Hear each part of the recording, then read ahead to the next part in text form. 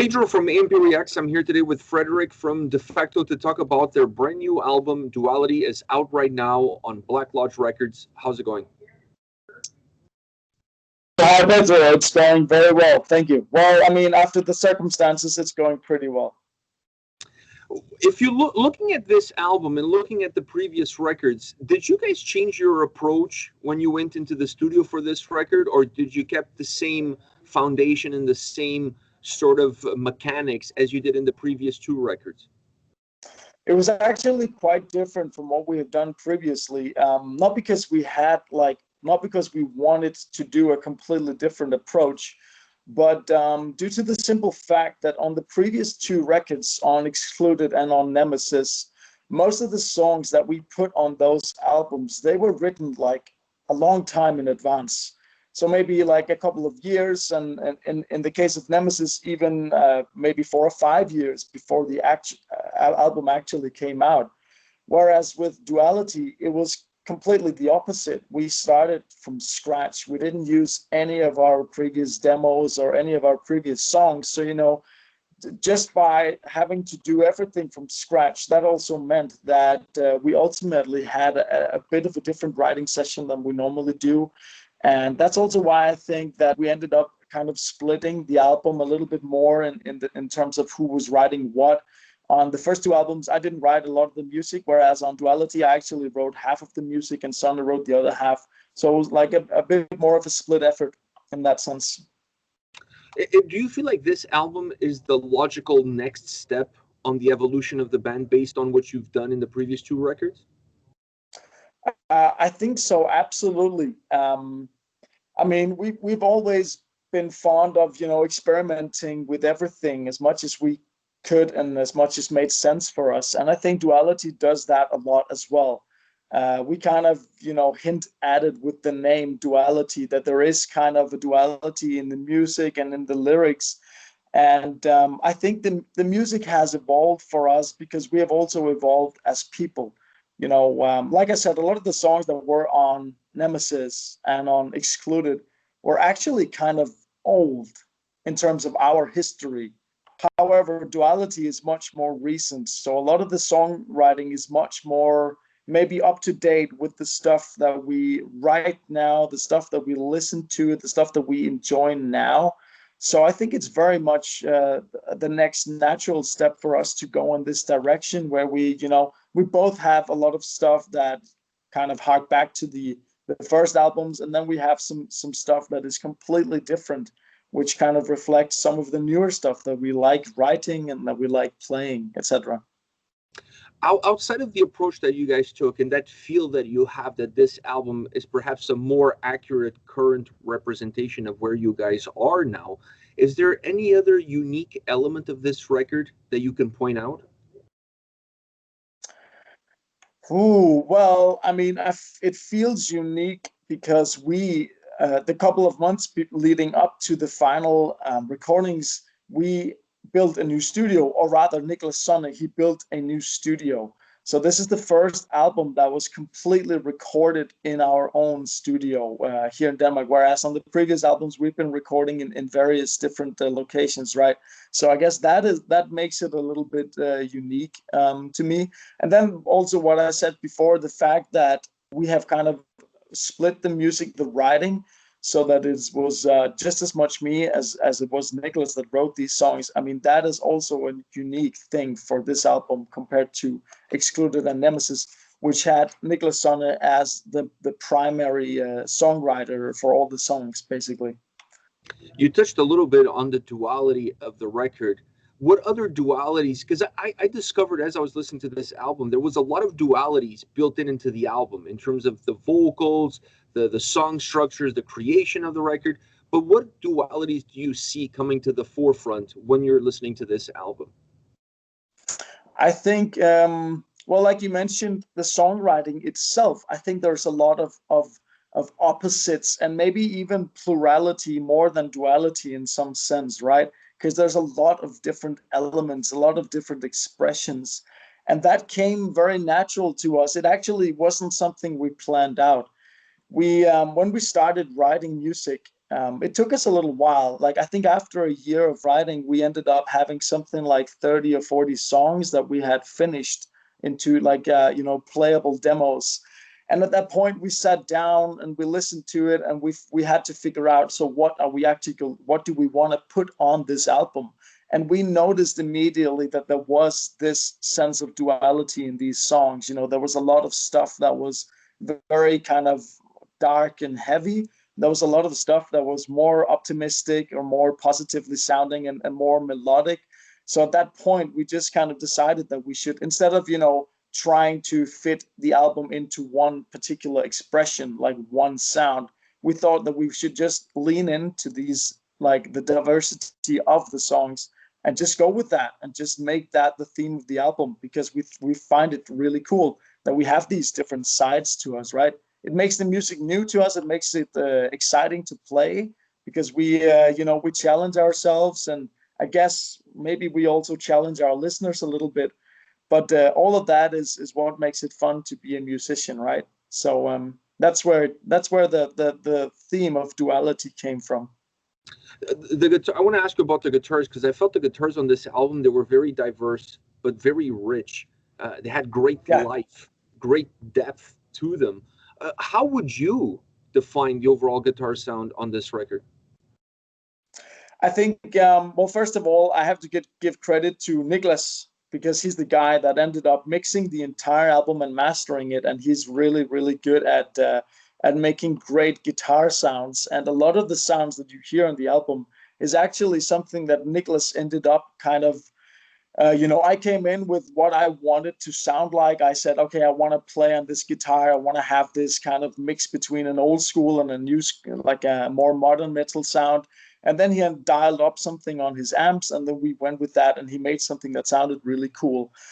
So a lot of credit goes to Niklas for making those sounds. When it comes to my own sound, how I would describe it, I think, yeah, like I said, like a little bit of a mix of something that is more traditional, more old school, but also kind of modern. I like the twangy sounds of the Fenders and the Telecasters, and I also love the sounds of the John Petrucci Dream Theater style guitars. So something that borrows a bit from those two worlds is something where I'm probably where I find myself a lot of the time when I sit and I write new stuff. Outside of the guitars, one of the other elements that I thought was really interesting on this record was the amount of backing vocals that you guys used throughout the album. Did you guys have a specific idea on why using them and why using them so frequently throughout the album? We didn't have a plan, but I will say, I for one, I am a sucker for choirs and for harmonies, and for I really love that stuff, and I also love performing it live. I find it really fun for me as a musician to be able to sing while I play. So I think for me, naturally, I do write a lot of melodies and a lot of harmonies and like choral arrangements and stuff like that. I think it's just because we like the sound of it. Basically, I love big choirs, and especially like something that was going on Rings of Saturn. Initially, I actually wanted to record a gospel choir for that song. That was the purpose of the song. Let's get a gospel choir on there. Unfortunately, at this exact time that we were going to do that, COVID kind of, ruined everybody's plans, and especially that plan, because you can't exactly put a choir in a tiny recording room when there's this virus spreading around in the population, right? So we ended up, me and Thomas and Niklas, having to redo like maybe 20 or 30 takes each, where we would change our voices to sound weird and to kind of emulate something that wasn't us, like to make something sound a little bit more female or something really deep, and to try and create that full and rich gospel choir sound. So what you're hearing is actually just a mix of three voices, which is me and Thomas and Niklas. And then I think by the end, we also had one female vocalist come in and do a few lines on top of it, just to give some air, But that was really interesting, and not exactly what we had planned, but I think it sounds good nonetheless. Yeah, I enjoyed it. I really enjoyed not only that track, but I enjoyed the overall use of the backing vocals. I felt like it added a lot of strength to the overall sound. Yeah, It has a little bit more life. It has a little bit more depth. You know what I mean? It's not. yeah. It just gives the songs a little bit become a little bit more robust. Not necessarily heavier. It just makes them feel Oh, a little bit bigger. yeah, it does. It does. It really adds a lot to the sound. It also adds a lot of atmosphere. And there's so many great ways that you can use backing vocals for. Like you can do it with to create atmosphere. Or you can use them to fatten up the sound of the lead vocal, or to kind of create a something in the background on which the lead vocal can shine on top of, right? So there's just so many cool ways that you can use these. You can use harmonies. So yeah, it's just fun for us to do. Is there a song in your mind that stands out either on a positive note because you really love that track, or on a negative because it drove you crazy to nail it down and to finally record it on the record?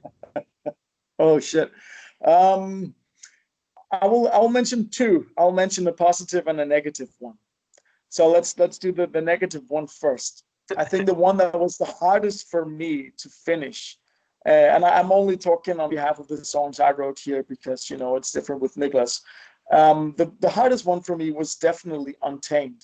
Untamed had this very, very weird vocal line in the verse that is still there that was very, very difficult to pull off. And I'm still to this day not really, completely sure that it's working the way that it was intended to do. So that was kind of a pain in the ass, to be quite honest. On the positive side, I will say that a song like Washed Away is one of my personal favorites, because it has a very positive uh, atmosphere, and a kind of a bit of a, maybe not melancholic, but like a mix between something that is melancholic and very positive. And I really like that, the airy atmosphere that is in that song. And it also stands out because it just sounds different than everything else that we've ever done, I think. So that's fun as well. Is there any part of the record recording process that you really enjoy, that you really look forward to when you're putting an album like this together? I think my favorite part is always going to be the writing process itself. When it comes to the recording, I actually like recording vocals a lot. I think recording vocals is really fun. And on this album, we did a lot of recording where we were three of us together, me and Niklas and Thomas, where I would be sitting with Thomas outside the booth, and Niklas would be singing, and we would be kind of producing him a little, and coming up with new melodies, coming up with ideas, and just keeping the creative juices flowing, or so to speak. And I think that part is really fun, right? Because it's you get to play a little bit more, whereas when I'm recording guitars, that can sometimes, that's a lot of work, because that's playing something that you already know very well, and you just play it over and over and over until it's perfect. And that's not necessarily always that fun. But whereas when I can tell Niklas Sonne, do a crazy scream or growl this or do that, that's a lot of fun for me, because I'm still creative in that moment, and Niklas has to do all the hard work. So I guess I like that. If you could go back in time to the time when you guys were putting the record, is there anything that you would have changed on this album?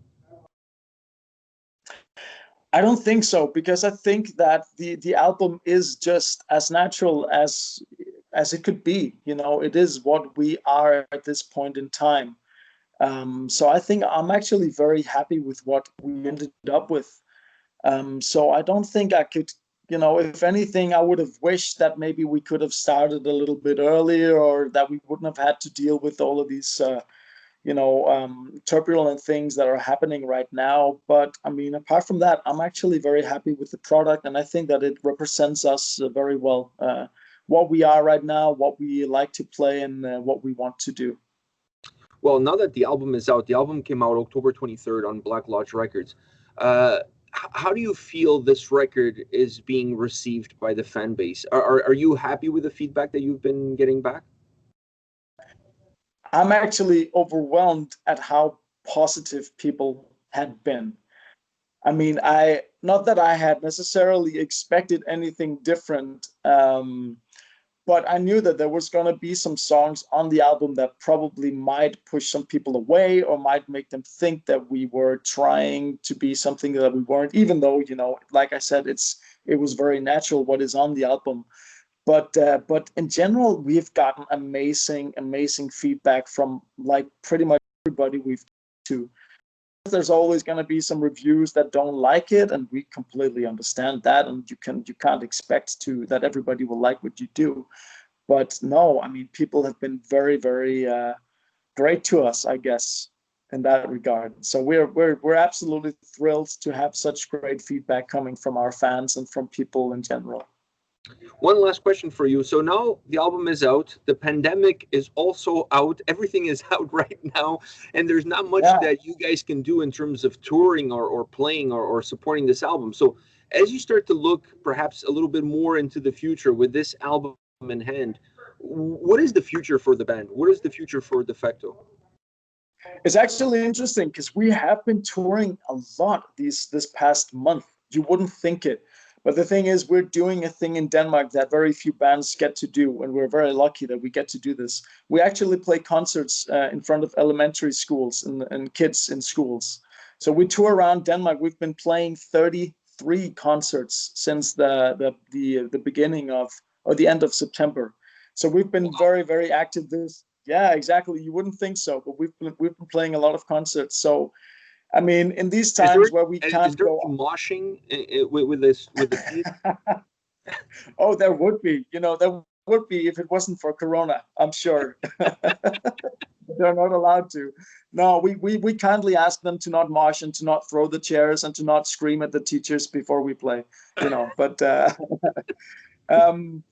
no, so we do that. So that's really great for us because it means that we can still be active and still do what we love. And for next year, it's true. For next year, it's going to be different. We're still going to be playing some of these concerts, and we're hoping we have some concerts planned out. But I think we will actually be focusing on maybe just trying to write more music, because this I mean, if you can't do anything else, then it's an optimal time to just write the music because we have time to do it. So it just makes sense to make the best out of that time and, to be as creative as possible. And maybe if we feel that everything is going well with that, maybe the next album will be out earlier than this one. You never know, right? But yeah. I think that a lot of artists are going to have to do that next year, because I don't think that this Corona situation is going to disappear.